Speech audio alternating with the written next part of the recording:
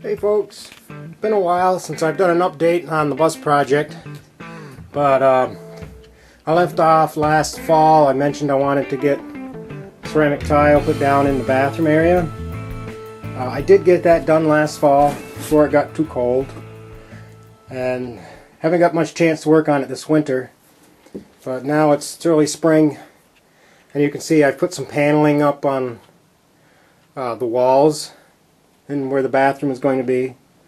I've got my toilet kind of mocked up. It's not really hooked down yet, but that's where I've decided to put it.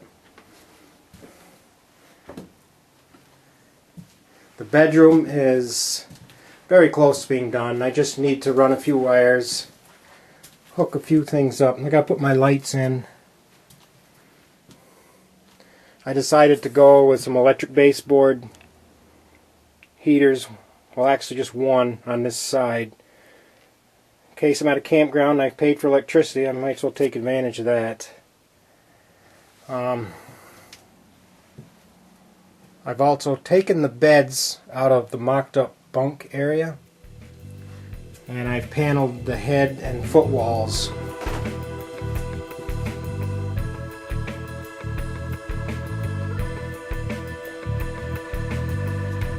We're going to be working our way towards the front. Just keep working away at it. That's where we are at this point. Not too bad in here today. As you can see, we're just a little bit above 60.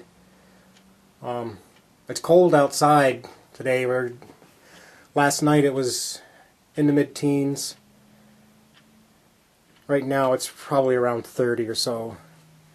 But I've been keeping this wood stove stoked up.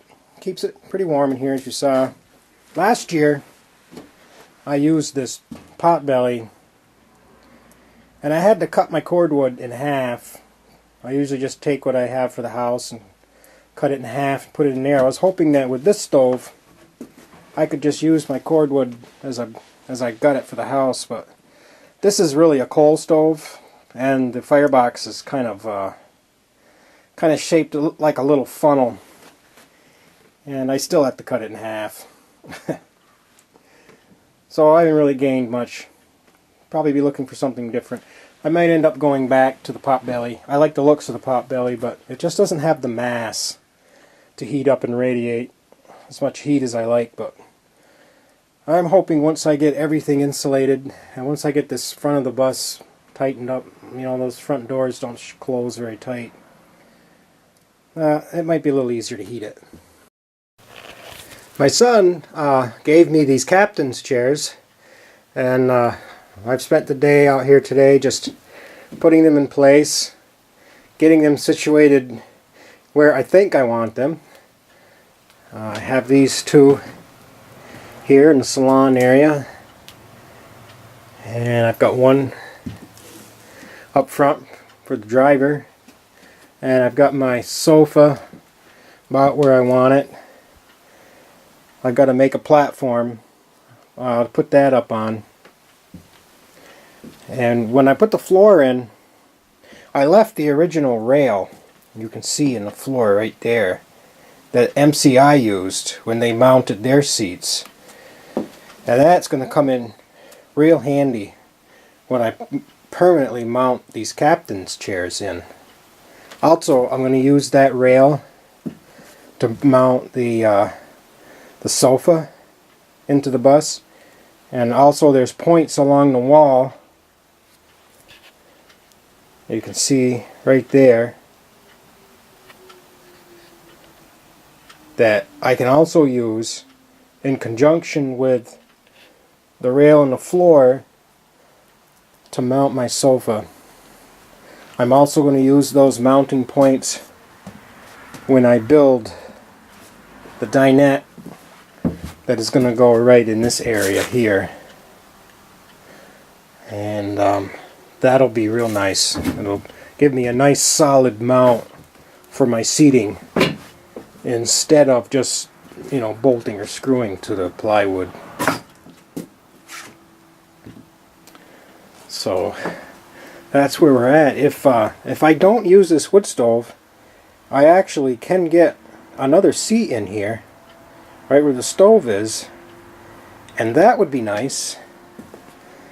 That'd be a nice another spot for another passenger.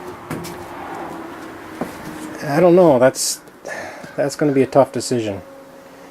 Right now it's fairly spacious, it's quite comfortable. 3 seats might crowd it a little bit. I don't know how much I'm going to use that stove once I'm done with the conversion. I'll have to think that over. The driver's seat.